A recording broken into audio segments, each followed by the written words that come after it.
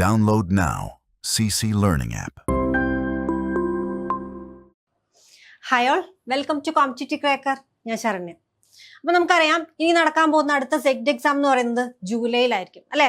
July August ആ സമയത്താണ് നമ്മുടെ അടുത്തൊരു സെറ്റ് എക്സാം നടക്കാൻ പോകുന്നത്. ഇപ്പൊ ഈ കഴിഞ്ഞ സെറ്റ് എക്സാം, ഫെബ്രുവരിയിൽ കഴിഞ്ഞ സെറ്റ് എക്സാം എന്ന് പറഞ്ഞു കഴിഞ്ഞാൽ കുറച്ച് ടഫായിട്ട് നടന്നൊരു എക്സാം ആയിരുന്നു ഫെബ്രുവരിയിൽ ഉണ്ടായിരുന്നത്. അപ്പൊ അതുകൊണ്ട് തന്നെ നമുക്കറിയാം വിജയ ശതമാനം ഏകദേശം 15% കുട്ടികൾ മാത്രമേ ആ ഒരു സെറ്റ് എക്സാം ക്വാളിഫൈ ചെയ്തിട്ടുള്ളൂ. ഇനിയിപ്പോ അടുത്ത സെറ്റ് എക്സാമിന് പ്രിപ്പയർ ചെയ്യുന്നതിന് മുന്നേ, അതായത് നമുക്കറിയാം ഈ സെറ്റ് എന്ന് പറഞ്ഞു കഴിഞ്ഞാൽ എന്താണ്, നമ്മുടെ 2 സബ്ജക്ട് പേപ്പറിലും ജനറൽ പേപ്പറിലും നിങ്ങൾ ക്വാളിഫൈ ചെയ്താൽ മാത്രമേ സെറ്റ് എക്സാം ക്വാളിഫൈഡ് ആവുന്നുള്ളൂ. അതോടൊപ്പം തന്നെ എന്ത് വേണം, നിങ്ങൾ അഗ്രിഗേറ്റ് സ്കോറും നിങ്ങൾ നേടിയെടുക്കണം. അങ്ങനെയാണെങ്കിൽ മാത്രം ക്വാളിഫൈ ചെയ്യുന്ന ഒരു എക്സാം ആണ് നമ്മുടെ സെറ്റ് എക്സാം എന്ന് പറയുന്നത്. ഓക്കെ, അപ്പൊ നമ്മള് കഴിഞ്ഞ സെറ്റ് എക്സാമില് ഏകദേശം 15% മാത്രം, കേരളത്തിലൊട്ടാകെ 15% മാത്രം കുട്ടികൾ വിജയിച്ചൊരു സെറ്റ് എക്സാമില് നമ്മുടെ CCL റിസൾട്ടാണ് നിങ്ങളുടെ മുന്നിൽ കാണുന്നത്. കാരണം ഒരുപാട് പേര് കോമ്പറ്റീറ്റീവ് ക്രാക്കറിനോടൊപ്പം പഠിച്ചിട്ട് ഈ ഒരു സെറ്റ് എക്സാം ക്വാളിഫൈ ചെയ്തിട്ടുണ്ട്. അവരുടെ ഒരു മീറ്റപ്പും കഴിഞ്ഞ ദിവസം നടന്നിട്ടുണ്ടായിരുന്നു. അതിന്റെ വീഡിയോസ് ഒക്കെ നമ്മുടെ ആപ്പിൽ നിങ്ങൾക്ക് കാണാം. ഓക്കെ, അപ്പം നിങ്ങൾ ആ വീഡിയോസ് ഒക്കെ ഒന്ന് എടുത്തു നോക്കുക. അതൊക്കെ നിങ്ങൾക്ക് ഒരു മോട്ടിവേഷൻ ആയിരിക്കും. ഇത്രയും കുട്ടികൾ, ഈ 15% മാത്രം വിജയം നടന്ന ഒരു സെറ്റ് എക്സാമില് ഇത്രയും പേര് കോമ്പറ്റീറ്റീവ് ക്രാക്കറിന് നല്ല മാർക്കോട് ക്വാളിഫൈ ചെയ്ത ആളുകളുണ്ട്. അല്ലെങ്കിൽ ജസ്റ്റ് പാസ് ആയതൊന്നുമല്ല, ഒരുപാട് നല്ല മാർക്കോട് കൂടി ക്വാളിഫൈ ചെയ്ത ഒരുപാട് പേര് നമ്മുടെ കോമ്പറ്റീറ്റീവ് ക്രാക്കറിനോടൊപ്പം പഠിച്ചിട്ടുണ്ട്. അതിന്റെ വീഡിയോസ് ഒക്കെ നമ്മുടെ ആപ്പിൽ നിങ്ങൾക്ക് കാണാം. ഒന്ന് എടുത്ത് നോക്കുക കേട്ടോ. കോമ്പറ്റീറ്റീവ് ക്രാക്കറിന്റെ യൂട്യൂബ് ചാനലിലുണ്ട്. അതുപോലെ ഒരുപാട് വീഡിയോസ് നിങ്ങൾക്ക് കാണാൻ നിങ്ങൾക്ക് ഒരു മോട്ടിവേഷൻ ആയിരിക്കും.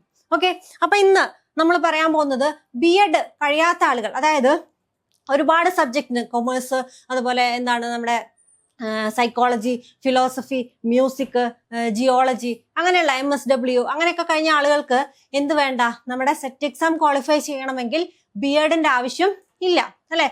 BEd ഇല്ലാത്ത ആളുകൾക്കും എന്ത് ചെയ്യാം, സെറ്റ് എന്ന് പറഞ്ഞൊരു എക്സാം ക്വാളിഫൈ ചെയ്തെടുക്കാം. നമ്മുടെ ഏതാണ് ഒരുപാട് സബ്ജക്റ്റുകൾ നിങ്ങൾ ഗൂഗിളിൽ സെർച്ച് ചെയ്താൽ മതി. ഒരുപാട് സബ്ജക്റ്റുകൾക്ക് എന്ത് വേണ്ട, സെറ്റ് എക്സാം ക്വാളിഫൈ ചെയ്യണമെങ്കിൽ BEdന്റെ ആവശ്യമില്ല. പക്ഷേ അങ്ങനെയുള്ളവർ പഠിക്കുന്ന സമയത്ത് എന്തൊക്കെ കാര്യങ്ങൾ ശ്രദ്ധിക്കണം, അതായത് ഈ സെറ്റ് എന്ന് പറഞ്ഞു കഴിഞ്ഞാൽ, സെറ്റിലെ ജനറൽ പേപ്പർ എന്ന് പറഞ്ഞു കഴിഞ്ഞാൽ, സബ്ജക്ട് പേപ്പർ ചിലപ്പോൾ അവർക്ക് ഓക്കെ ആയിരിക്കും. ജനറൽ പേപ്പർ എന്ന് പറഞ്ഞു കഴിഞ്ഞാൽ നമുക്കറിയാം 6 യൂണിറ്റുകളാണുള്ളത് അല്ലെ. 6 യൂണിറ്റുകളാണുള്ളത്. അപ്പൊ നമുക്ക് സിലബസ് ഒന്ന് കൃത്യമായിട്ട് മനസ്സിലാക്കി കഴിഞ്ഞാൽ നിങ്ങളുടെ സ്ട്രാറ്റജി നിങ്ങൾക്ക് എന്ത് ചെയ്യാം, അതിനനുസരിച്ച് നിങ്ങൾക്ക് മാറ്റാൻ പറ്റും. ഓക്കെ, അപ്പോൾ നമ്മുടെ സെറ്റ് എന്ന് പറഞ്ഞു കഴിഞ്ഞാൽ 6 യൂണിറ്റ് ആണ് ജനറൽ പേപ്പറിലുള്ളത്. സബ്ജക്ട് വേറെ ഉണ്ട്, 6 യൂണിറ്റ് ജനറൽ പേപ്പറിൽ വരുന്നുണ്ട്. അതിൽ ഒന്നാമത്തെ യൂണിറ്റ് എന്ന് പറഞ്ഞാൽ എന്താണ്, ജനറൽ സ്റ്റഡീസ് ആണ്. ഒന്നാമത്തെ യൂണിറ്റ് എന്ന് പറഞ്ഞു കഴിഞ്ഞാൽ ജനറൽ സ്റ്റഡീസ് ആണ്. യൂണിറ്റ് 1 എന്ന് പറഞ്ഞാൽ ജനറൽ സ്റ്റഡീസ് ആണ്. അതിൽ 4ഓളം മൊഡ്യൂൾസ് വരുന്നുണ്ട്. 4 മൊഡ്യൂൾ തന്നെ ഒന്നാമത്തെ യൂണിറ്റിൽ വരുന്നുണ്ട്. അപ്പൊ ആദ്യം നമ്മൾ ചെയ്യേണ്ട കാര്യം നമ്മുടെ സിലബസ് കൃത്യമായിട്ട് മനസ്സിലാക്കുക. അതായത് BEd ഇല്ലാത്ത ആളുകൾ ആദ്യം ചെയ്യേണ്ട കാര്യം സെറ്റിന്റെ ജനറൽ പേപ്പറിന്റെ സിലബസ് എന്താണെന്ന് കൃത്യമായിട്ട് മനസ്സിലാക്കുകയാണ് വേണ്ടത്. ഓക്കെ, അപ്പൊ നമുക്കറിയാം നമ്മുടെ സെറ്റ് എക്സാമിന് ജനറൽ പേപ്പറിൽ 120 മാർക്കിനാണ് ചോദ്യങ്ങൾ വരുന്നത്. ഓക്കെ, 120 മാർക്കിനാണ് ചോദ്യങ്ങൾ വരുന്നത്. അത് ഏകദേശം 6 യൂണിറ്റിൽ നിന്നാണ് നമുക്ക് 120 മാർക്ക് ചോദ്യങ്ങൾ കിട്ടുന്നത്. അപ്പൊ അതിൽ ഒന്നാമത്തെ യൂണിറ്റ് അല്ലെങ്കിൽ ആദ്യത്തെ യൂണിറ്റ് എന്ന് പറഞ്ഞാൽ ജനറൽ സ്റ്റഡീസ് ആണ്. അതായത് GK എന്ന് പറഞ്ഞൊരു പോർഷനിൽ വരുന്ന ഭാഗമാണ് ഒന്നാമത്തെ യൂണിറ്റ്. അതില് നിങ്ങൾക്ക് പഠിക്കാനുള്ളത് 10th ലെവലിലുള്ള മാത്സ് പഠിക്കണം, സയൻസ് പഠിക്കണം. അതാണ് യൂണിറ്റ് 1 മൊഡ്യൂൾ 1 എന്ന് പറയുന്നത്, സയൻസും മാത്സും. അതിലെ മൊഡ്യൂൾ 2 എന്ന് പറഞ്ഞു കഴിഞ്ഞാൽ ഹിസ്റ്ററി, ജോഗ്രഫി എല്ലാം 10th ലെവൽ വരുന്ന ടോപ്പിക്കാണ്. ഓക്കെ, അതായത് ഇതിൽ തന്നെ മൊഡ്യൂൾ 2 വരുന്നത് ഹിസ്റ്ററി വരുന്നുണ്ട്, ജോഗ്രഫി വരുന്നുണ്ട്, അതേപോലെ തന്നെ എക്കണോമിക്സ്, അങ്ങനെയുള്ള കാര്യങ്ങളൊക്കെ ഉൾപ്പെടുന്ന ഭാഗമാണ് module 2. Module 3 art and culture എന്ന് പറഞ്ഞ ഭാഗമാണ്. പിന്നെ മൊഡ്യൂൾ 4 അതും എന്താണ്, കേരള റിനൈസൻസുമായിട്ട് ബന്ധപ്പെട്ട കേരള ഫ്രീഡം മൂവ്മെന്റ്സ് അങ്ങനെയുള്ള കാര്യങ്ങളൊക്കെ വരുന്നതാണ് ഏതെന്ന് പറയുന്നത്, ഈ യൂണിറ്റ് 1 ജനറൽ സ്റ്റഡീസ് എന്ന് പറയുന്നത്. അപ്പൊ അതില് നമ്മൾ 10th ലെവൽ വരുന്ന എല്ലാ ടോപ്പിക്സും പഠിക്കുന്നുണ്ട്. അതായത് കെമിസ്ട്രി, ഫിസിക്സ്, ബയോളജി തുടങ്ങിയ ടോപ്പിക്സ് ചോദ്യങ്ങൾ വരാറുണ്ട്. മാത്സ് ചോദ്യങ്ങൾ വരാറുണ്ട്. പിന്നെ ഉള്ളത് ഏതാണ്, നമ്മുടെ ഹിസ്റ്ററി ആയിട്ട് ബന്ധപ്പെട്ട ചോദ്യങ്ങൾ വരാറുണ്ട്, എക്കണോമിക്സുമായിട്ട് ബന്ധപ്പെട്ട ചോദ്യങ്ങൾ വരാറുണ്ട്, പൊളിറ്റിക്കൽ സയൻസുമായിട്ട് ബന്ധപ്പെട്ട ചോദ്യങ്ങൾ വരാറുണ്ട്. ഇതൊക്കെ ചോദ്യങ്ങൾ വരിക എന്ന് പറഞ്ഞു കഴിഞ്ഞാൽ ഒരുപാട് ചോദ്യങ്ങളല്ല. സയൻസിൽ നിന്നൊക്കെ ഒരു 4 ചോദ്യം 5 ചോദ്യം ഒക്കെയാണ് മാക്സിമം വരുന്നത്. മാത്സിൽ നിന്നൊക്കെ 2-3 ചോദ്യങ്ങൾ, പിന്നെ മാത്സ് റീസണിങ് പാർട്ടിൽ നിന്നും ചോദ്യങ്ങൾ വരും. അപ്പൊ അങ്ങനെ എല്ലാം കൂടി ആയിട്ട് ചോദ്യങ്ങൾ വരുന്നത്, അതാണ് യൂണിറ്റ് 1 എന്ന് പറയുന്നത്. അപ്പൊ യൂണിറ്റ് 1 അത്രയും കാര്യങ്ങൾ നിങ്ങൾക്ക് എന്ത് ചെയ്യാം, പഠിച്ചെടുക്കാൻ പറ്റും. പിന്നുള്ളത് യൂണിറ്റ് 2 ആണ്, ലാംഗ്വേജ് ആൻഡ് റീസണിങ് ആണ്. ലാംഗ്വേജ് ആൻഡ് റീസണിങ്ങിൽ നമ്മുടെ ഇംഗ്ലീഷ് വൊക്കാബുലറി, ഗ്രാമർ, ഇത് രണ്ടിൽ നിന്നും ചോദ്യങ്ങൾ വരാറുണ്ട്. പിന്നെ ഏതാണ്, മാത്സ് റീസണിങ് ഉണ്ടല്ലോ, റീസണിങ് പാർട്ടിൽ നിന്നും ചോദ്യങ്ങൾ വരാറുണ്ട്. പിന്നെ യൂണിറ്റ് 3 ആണ് കറണ്ട് അഫയേഴ്സ് എന്ന് പറയുന്നത്. കറണ്ട് അഫയേഴ്സ് ചോദ്യം സെറ്റ് എക്സാം എഴുതിയവർക്ക് അറിയാം കറണ്ട് അഫയേഴ്സ് എത്രത്തോളം ബുദ്ധിമുട്ടായിട്ടാണ് എക്സാമിന് ചോദ്യങ്ങൾ ചോദിക്കുന്നത് എന്നുള്ളത് അല്ലെ. നമുക്ക് നമ്മൾ എത്ര പഠിച്ചു പോയി, ഇതിൽ ഏകദേശം 8 മൊഡ്യൂൾസ് വരുന്നുണ്ട് കറണ്ട് അഫയറിൽ, 8 മൊഡ്യൂൾസ് വരുന്നുണ്ട്. അപ്പൊ അതെല്ലാം എഡ്യൂക്കേഷൻ കണക്റ്റഡ് ആയിട്ടാണ് മിക്കവാറും ചോദിക്കുന്നത് ചില ഏരിയാസൊക്കെ. പിന്നെ ഇന്നോവേഷൻസ് ഒക്കെ ഉണ്ടല്ലോ, നമ്മളെ ടെക്നോളജിക്കൽ ഇന്നോവേഷൻസ് ഒക്കെ ആയിട്ട് ചോദ്യങ്ങൾ വരുന്നുണ്ട്. അതങ്ങനെ ജനറൽ ആയിട്ടുള്ള ചോദ്യങ്ങൾ വരാം. പക്ഷെ ഇതിൽ എഡ്യൂക്കേഷൻ റിലേറ്റഡും നമ്മുടെ കോൺസ്റ്റിറ്റ്യൂഷൻ റിലേറ്റഡും എല്ലാം കറണ്ട് അഫയർ ചോദ്യങ്ങൾ, പിന്നെ അവാർഡുകൾ, അങ്ങനെയുള്ള കാര്യങ്ങളൊക്കെ കഴിഞ്ഞ തവണ ചോദിച്ചു വന്നിട്ടുണ്ട്. അതായത് ഈ കഴിഞ്ഞ തവണ ഈ കറണ്ട് അഫയറിൽ നിന്ന് വന്ന ഒരു ചോദ്യം എന്ന് പറഞ്ഞു കഴിഞ്ഞാൽ ഒരു എഡ്യൂക്കേഷണൽ അവാർഡുമായിട്ട് ബന്ധപ്പെട്ട ചോദ്യമാണ്. പക്ഷെ അത് സ്റ്റേറ്റ്മെന്റ് രൂപത്തിലാണ്. അപ്പൊ നമ്മൾ ആ കണ്ടന്റിനെ കുറിച്ച് ഡീപ്പായിട്ട് മനസ്സിലാക്കിയാൽ മാത്രമേ നമുക്ക് അത്തരം ചോദ്യങ്ങളെ നമുക്ക് എന്ത് ചെയ്യാൻ പറ്റുന്നുള്ളൂ, ആൻസർ ചെയ്യാൻ പറ്റുന്നുള്ളൂ. അങ്ങനെ കറണ്ട് അഫയറിലെ ചോദ്യങ്ങൾ എന്ത് വരുന്നുണ്ട്, നമ്മുടെ ആ ഒരു പാർട്ടിൽ നിന്ന് വരാറുണ്ട്. അപ്പൊ അങ്ങനെ നോക്കിക്കഴിഞ്ഞാൽ ആദ്യത്തെ 3 യൂണിറ്റ് നമ്മളൊരു PSC എക്സാമിന് അങ്ങനെയൊക്കെ പ്രിപ്പയർ ചെയ്യുന്ന ആളുകൾക്ക് കുറച്ചും കൂടി ഈസി ആയിരിക്കും. അതിൽ വരുന്ന GKയും ഇംഗ്ലീഷും കറണ്ട് അഫയർ ഒക്കെ ഒരു PSC എക്സാം ലെവലിൽ പ്രിപ്പയർ ചെയ്യുന്ന ആളുകൾ ഉണ്ടായിരിക്കും. ഇത് കുറച്ചും കൂടെ കറണ്ട് അഫയർ കുറച്ചും കൂടെ എഡ്യൂക്കേഷൻ റിലേറ്റും കൂടെ ഫോക്കസ് ചെയ്ത് പഠിച്ചിട്ട് വേണം നമ്മൾ എന്ത് ചെയ്യാൻ, ആദ്യത്തെ 3 യൂണിറ്റ് നോക്കാൻ വേണ്ടിയിട്ട്.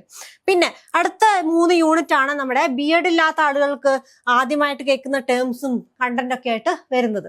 ഓക്കെ, നമുക്കറിയാം അടുത്ത 3 യൂണിറ്റ് ആണ് നമ്മളെ BEd പഠിച്ച ഏരിയ എന്ന് വരുന്നത്. അതായത് BEdന്റെ പോർഷൻസ് എന്ന് വരുന്ന ഏരിയ ആണ് ലാസ്റ്റ് 3 യൂണിറ്റ് എന്ന് പറഞ്ഞത്. ഒരു 60 മാർക്കിന് ആദ്യത്തെ 3 യൂണിറ്റിന് 60 മാർക്കും ലാസ്റ്റ് 3 യൂണിറ്റിന് 60 മാർക്കും, അങ്ങനെയാണ് നമ്മുടെ എക്സാമിന് ചോദ്യങ്ങൾ വരുന്നത്.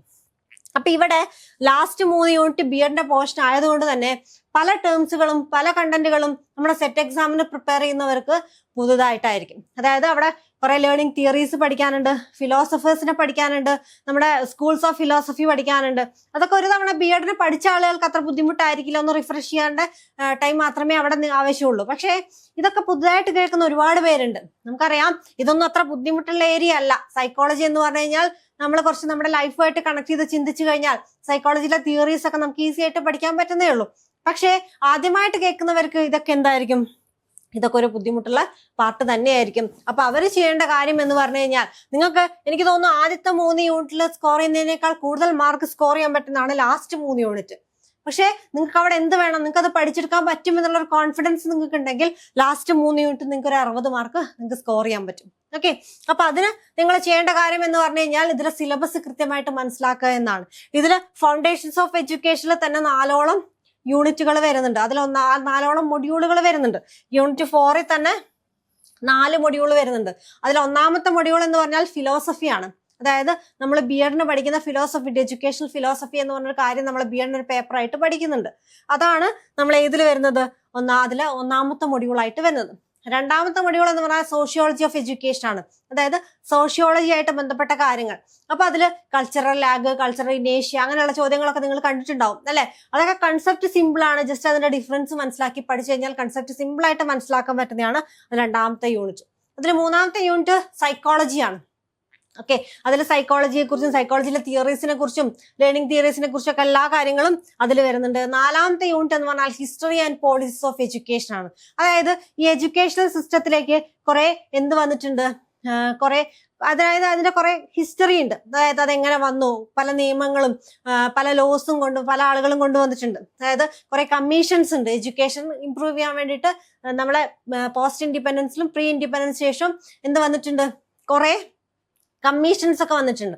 അപ്പൊ അത്തരം കമ്മീഷൻസിനെ കുറിച്ചും ജസ്റ്റ് എഡ്യൂക്കേഷന്റെ ഹിസ്റ്ററി എങ്ങനെയാണ് നമ്മൾ ഇപ്പൊ പഠിച്ചുകൊണ്ടിരിക്കുന്ന ആ ഒരു സിസ്റ്റത്തിലേക്ക് നമ്മൾ എങ്ങനെയാണ് എത്തിയിരിക്കുന്നത്. നാഷണൽ പോളിസി ഓഫ് എഡ്യൂക്കേഷൻ 2020 വന്നിട്ടുണ്ട് അല്ലെ. അപ്പൊ അതിന് മുമ്പേ നാഷണൽ പോളിസി ഓഫ് എഡ്യൂക്കേഷൻ ഉണ്ടായിരുന്നു. അങ്ങനെ എഡ്യൂക്കേഷൻ സിസ്റ്റത്തിൽ ഉണ്ടായിരിക്കുന്ന മാറ്റങ്ങൾ എന്തൊക്കെയാണ്, അതിന്റെ ഹിസ്റ്ററി എന്താണെന്നുള്ളതാണ് അതിലെ നാലാമത്തെ യൂണിറ്റ്. അപ്പൊ അതും എന്ത് ചെയ്യാൻ പറ്റുന്നേ ഉള്ളൂ, നമുക്ക് ജസ്റ്റ് മനസ്സിലാക്കി പഠിച്ചു കഴിഞ്ഞാൽ നിങ്ങൾക്ക് കിട്ടാവുന്ന കാര്യങ്ങൾ മാത്രമേ ഉള്ളൂ. ഓക്കെ, അപ്പം ഇതാണ് നമ്മളെ നാലാമത്തെ യൂണിറ്റ് എന്ന് പറയുന്നത്. അതിൽ അഞ്ചാമത്തെ യൂണിറ്റ് കുറച്ചും കൂടെ ടീച്ചിങ്, അതായത് teaching methods, teaching aptitude, evaluation. അതായത് നമ്മൾ എഡ്യൂക്കേഷൻ സിസ്റ്റത്തിൽ നമ്മൾ ഉപയോഗിക്കുന്ന ഇവാലുവേഷൻ ഒക്കെ ഉണ്ടല്ലോ. അപ്പൊ അതിന് പല നെയിമുകളുണ്ട്, പല കാര്യങ്ങളുണ്ട്. അപ്പൊ അതൊക്കെ ഉൾപ്പെടുന്ന ഒരു യൂണിറ്റ് ആണ് ഏത്, അഞ്ചാമത്തെ യൂണിറ്റ് എന്ന് പറയുന്നത്. Okay, teaching, learning and evaluation എന്ന് പറയും. അതായത് ടീച്ചിങ് മെത്തേഡ്സ്, പല രീതിയിലുള്ള ടീച്ചിങ് മെത്തേഡ്സ് ഉണ്ട്, ടെക്നിക്സ് ഉണ്ട്. അപ്പൊ അതിനെ കുറിച്ചൊക്കെ ഉള്ളതാണ് ആദ്യത്തെ ആ ഒരു 3 യൂണിറ്റിൽ വരുന്നത്. നാലാമത്തെ യൂണിറ്റിൽ ഇവാലുവേഷൻ ആണ്. ഇവാലുവേഷൻ ഒക്കെ വെരി വെരി ഇമ്പോർട്ടന്റ് ഏരിയ ആണ്. സ്ഥിരമായിട്ട് ചോദ്യങ്ങൾ വരുന്ന ഒരു ഏരിയ ആണ്. പക്ഷേ ഇതൊക്കെ നിങ്ങൾ പഠിക്കുന്ന പോലെ അല്ലെങ്കിൽ ആദ്യത്തെ നമുക്ക് എവിടുന്ന് വേണമെങ്കിലും ചോദ്യം വരാം. ഇതിൽ ഒന്നാമത്തെ യൂണിറ്റ് തന്നെ മൊഡ്യൂൾ 1 പറയുന്നുണ്ട് 10th ലെവൽ എന്ന് മാത്രമേ പറയുന്നുള്ളൂ. അപ്പൊ 10th ലെവലുള്ള എല്ലാ ബയോളജിയും എല്ലാ ഫിസിക്സും എല്ലാ കെമിസ്ട്രിയും ചോദിക്കുമെന്ന് പറഞ്ഞാൽ ഇല്ല. പക്ഷെ നമ്മൾ എന്ത് ചെയ്യണം, ആ ഒരു ഏരിയ മനസ്സിലാക്കിയിട്ട് ഇമ്പോർട്ടന്റ് ആയിട്ടുള്ള ഏരിയ നമ്മൾ പഠിക്കുകയാണ് വേണ്ടത്. അതേപോലെ തന്നെ 10th ലെവൽ ഹിസ്റ്ററി എന്ന് പറഞ്ഞാൽ നിങ്ങൾക്ക് അറിയാം എത്രത്തോളം കണ്ടന്റ് വരുന്നുണ്ട് എന്നുള്ളത്. അപ്പൊ അത്തരം കാര്യങ്ങളൊക്കെ പഠിക്കാൻ, ഹിസ്റ്ററിയും ജോഗ്രഫിയും ഒക്കെ പഠിക്കാൻ വേണ്ടി നമ്മൾ എന്ത് ചെയ്യണം, പ്രീവിയസ് ഇയർ ചോദ്യപേപ്പറിന്റെ ഹെൽപ്പോട് കൂടി തന്നെ പഠിക്കാൻ പറ്റുള്ളൂ. പക്ഷേ ഈ ലാസ്റ്റ് 3 യൂണിറ്റ് അങ്ങനെയല്ല. അതിലെന്ത് വരും അല്ലെങ്കിൽ ഏത് ഏരിയ എങ്ങനെ പഠിച്ചാൽ നിങ്ങൾക്ക് മാർക്ക് കിട്ടും, അതിലെ സിലബസ് അനുസരിച്ച് കൃത്യമായിട്ട് പഠിച്ചു കഴിഞ്ഞാൽ നിങ്ങൾക്ക് ഉറപ്പായിട്ടും മാർക്ക് സ്കോർ ചെയ്യാൻ പറ്റുന്നതാണ് ലാസ്റ്റ് 3 യൂണിറ്റ്. അപ്പൊ നിങ്ങൾ B.Ed അല്ല എന്ന് വിചാരിച്ചിട്ട് ലാസ്റ്റ് 3 യൂണിറ്റ് ഒരിക്കലും നിങ്ങൾ അവിടെ എന്ത് ചെയ്യാൻ പാടില്ല, നിങ്ങളുടെ ഒഴിവാക്കിയിട്ട് പഠിക്കാൻ പാടില്ല. ഓക്കെ, അപ്പം ഇതില് അടുത്തത് ടീച്ചിങ് ആപ്റ്റിറ്റ്യൂഡ് നമ്മൾ പറഞ്ഞു 5ാമത്തെ യൂണിറ്റ്. 6ാമത്തെ യൂണിറ്റ് എന്ന് പറഞ്ഞാൽ കമ്മ്യൂണിക്കേഷൻ ആണ്. ഓക്കെ, കമ്മ്യൂണിക്കേഷനെ കുറിച്ചുള്ള ചോദ്യം. പിന്നെന്താണ് നമ്മുടെ IT ആയിട്ട് ബന്ധപ്പെട്ട ചോദ്യം. ICT എന്ന് പറഞ്ഞ കാര്യം എന്താണ്, നമ്മുടെ കമ്പ്യൂട്ടറുമായിട്ട് ബന്ധപ്പെട്ട പല കാര്യങ്ങളും നമ്മൾ പഠിക്കുന്നുണ്ട് അല്ലെ. അപ്പൊ അതുമായിട്ട് ബന്ധപ്പെട്ട കമ്പ്യൂട്ടർ മെമ്മറിയെ കുറിച്ചും നെക്സ്റ്റ് എക്സാമ്പിൾ പറയാണ്. അതുപോലെയുള്ള പല പല കാര്യങ്ങൾ കമ്പ്യൂട്ടർ റിലേറ്റഡ് ആയിട്ടുള്ള കാര്യങ്ങൾ നമ്മുടെ PSC ഡിഗ്രി ലെവൽ എക്സാമിനൊക്കെ നമുക്ക് ചോദിക്കാറുണ്ട്. അപ്പൊ അത്തരത്തിലുള്ള ചോദ്യങ്ങൾ എവിടെയും വരാറുണ്ട്, സെറ്റ് എക്സാമിനും കമ്പ്യൂട്ടർ ICT ആയിട്ട് ബന്ധപ്പെട്ട ചോദ്യത്തിൽ വരാറുണ്ട്. പിന്നെ ഒന്നാണ് റിസർച്ച് എന്ന് പറയുന്നത്. റിസർച്ചിൽ നിന്നും ഒരുപാട് ചോദ്യങ്ങൾ നമ്മുടെ ഈ സെറ്റ് എക്സാമിന് കണ്ടുവന്നിട്ടുണ്ട് ജനറൽ പേപ്പറിൽ. അപ്പൊ റിസർച്ച് പഠിക്കണം. പിന്നെ എന്താണ് എഡ്യൂക്കേഷണൽ അഡ്മിനിസ്ട്രേഷൻ എന്ന് പറഞ്ഞ കാര്യങ്ങൾ. ഓക്കെ, അതും എന്താണ് കുറച്ചും കൂടെ എഡ്യൂക്കേഷൻ റിലേറ്റഡ് ആണ്. എഡ്യൂക്കേഷണൽ റിസർച്ച് ഒക്കെ നിങ്ങൾ PG ഫൈനൽ എക്സാമിലൊക്കെ നിങ്ങൾ ചെയ്തിട്ടുണ്ടാവും റിസർച്ചുമായിട്ട് ബന്ധപ്പെട്ട കാര്യങ്ങളൊക്കെ.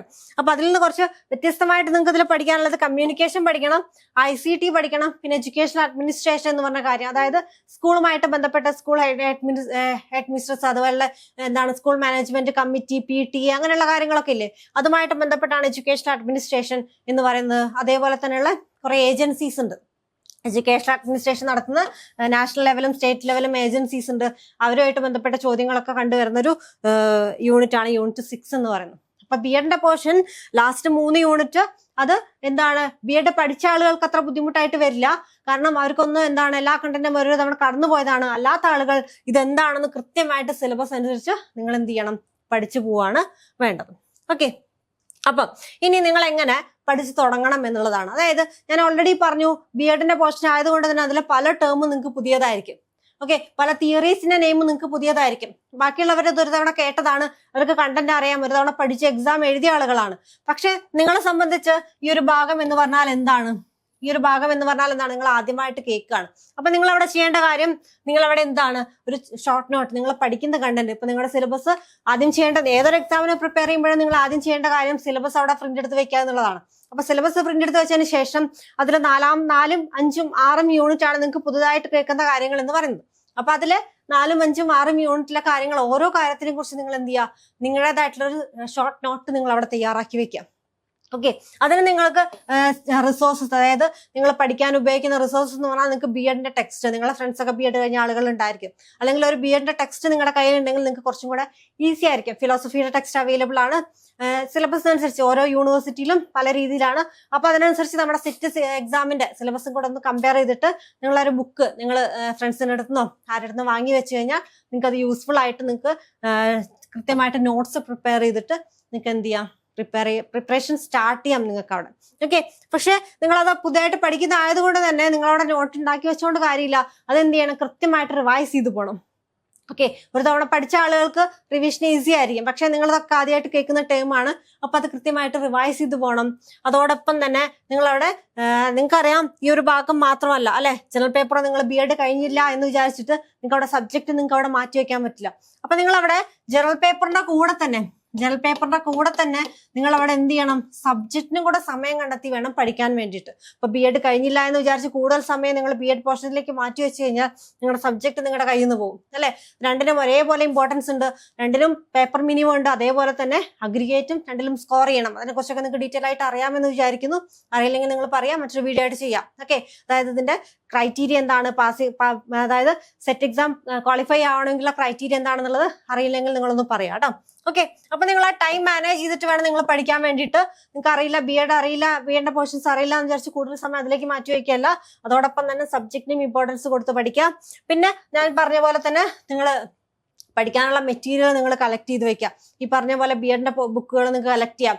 അതേപോലെ തന്നെ നിങ്ങൾ സബ്ജക്ട് പഠിക്കാൻ വേണ്ടിയിട്ട് നിങ്ങളുടെ സബ്ജക്റ്റിന്റെ PG വരെയുള്ള ബുക്കുകൾ നിങ്ങളുടെ കയ്യിലുണ്ടായിരിക്കണം. അപ്പൊ അതൊക്കെ വെച്ച് നിങ്ങൾ എന്ത് ചെയ്യുക, കൃത്യമായിട്ട് പഠിച്ചു തുടങ്ങാം. ഓക്കെ, അതുപോലെ തന്നെ ഇമ്പോർട്ടൻസ് ആണ് നമ്മളെ റിവിഷൻ ടെസ്റ്റ് എന്ന് പറയുന്നത്.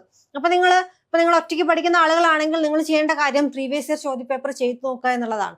പ്രീവിയസ് ഇയർ ചോദ്യപേപ്പറിൽ എങ്ങനെയൊക്കെയാണ് ചോദ്യങ്ങൾ വന്നിരിക്കുന്നത്, 2023 മുതലുള്ള ചോദ്യപേപ്പർ നിങ്ങൾക്ക് എവിടെ കാണാം? LBSന്റെ സൈറ്റിൽ കാണാം. ഒരു വർഷം 2 എക്സാം നടത്തുന്നുണ്ട് LBS. അപ്പൊ ഒരു വർഷം തന്നെ 2023 2 ചോദ്യങ്ങൾ, 24 2 ചോദ്യം, 25 2 ചോദ്യം, 26 ഇപ്പോൾ ഒരെണ്ണേ കഴിഞ്ഞിട്ടുള്ളൂ. നമ്മുടെ ഫെബ്രുവരിയിലായിരുന്നു എക്സാം. ആ ഒരു ചോദ്യം വരെ നിങ്ങൾക്ക് കാണാം. ആ ക്വസ്റ്റ്യൻ പേപ്പർ എന്ത് ചെയ്യുക, കൃത്യമായിട്ട് നിങ്ങൾ ചെയ്തു നോക്കുക.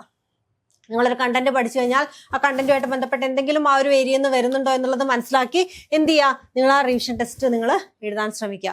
മോക്ക് ടെസ്റ്റുകൾ നിങ്ങൾ ചെയ്യാൻ ശ്രമിക്കുക.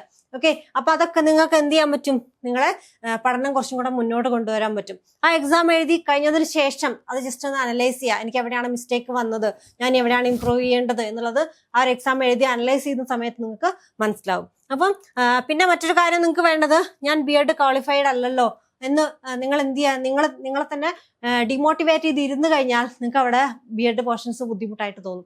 പക്ഷെ അതിന് പകരം എനിക്കിത് പഠിച്ചെടുക്കാൻ പറ്റും, സബ്ജക്റ്റിനേക്കാളും അല്ലെങ്കിൽ ബാക്കിയുള്ള ആദ്യത്തെ 3 യൂണിറ്റിനേക്കാളും ഈസി ആയിട്ട് എനിക്ക് മാർക്ക് സ്കോർ ചെയ്യാൻ പറ്റുന്നതാണ് B.Edന്റെ പോർഷൻ എന്ന് മനസ്സിലാക്കി കോൺഫിഡൻസോട് കൂടി നിങ്ങൾ പഠിച്ചു കഴിഞ്ഞാൽ നിങ്ങൾക്ക് ആ ഒരു പോർഷൻ ഒരു ബുദ്ധിമുട്ടില്ലാതെ നിങ്ങൾക്ക് പഠിക്കാൻ പറ്റും. കാരണം നമ്മുടെ കഴിഞ്ഞ സെറ്റ് എക്സാം ഒക്കെ ക്വാളിഫൈ ചെയ്തിരിക്കുന്ന ഒരുപാട് പേര് പല ടേമുകളും പുതുതായിട്ട് കേൾക്കുന്നതാണ്, പുതുതായിട്ട് കാണുന്നതാണ്. പക്ഷെ അവരൊക്കെ എന്ത് ചെയ്തിട്ടുണ്ട്, കൃത്യമായിട്ട് പഠിച്ചെടുത്തിട്ടുണ്ട്.